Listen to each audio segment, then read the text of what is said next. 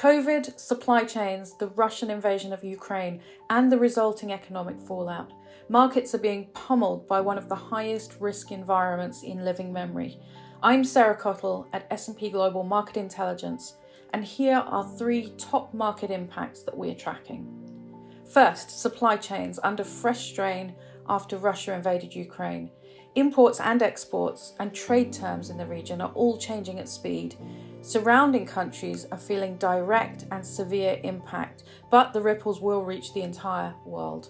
Shortages of metals used in electric vehicles, gases used for manufacturing computer chips have auto and electronics manufacturers on high alert.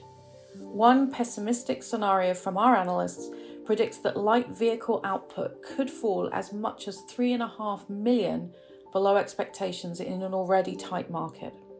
Our analysts are also closely monitoring the latest COVID outbreak in China as well, and any potential supply chain disruptions that may arise from there.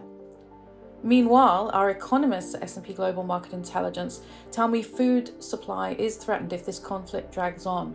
Some countries in Asia and Africa face shortages as Ukraine struggles to keep up supply of 13% of corn and more than 10% of global wheat exports.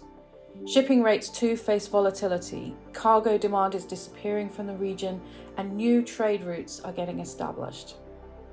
Second, economic sanctions.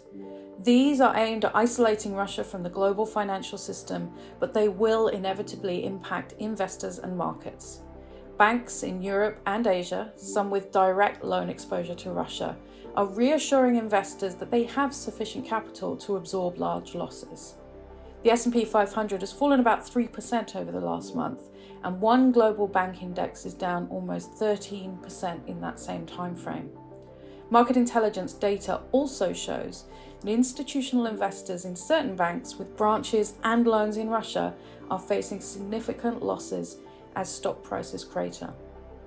Thirdly, commodity market volatility was inevitable in such a crisis. Spiking oil and gas prices are highly visible to consumers, but in other markets too, nickel for instance, we're seeing the difficulty the world faces with removing Russian commodities from the global system.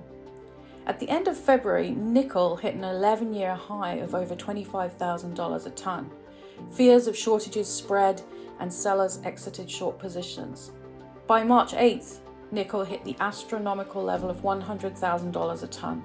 Trading was suspended on the London Metal Exchange for the first time since 1985. According to S&P Global Market Intelligence data, one Russian producer alone accounted for about 10% of the world's supply in 2020.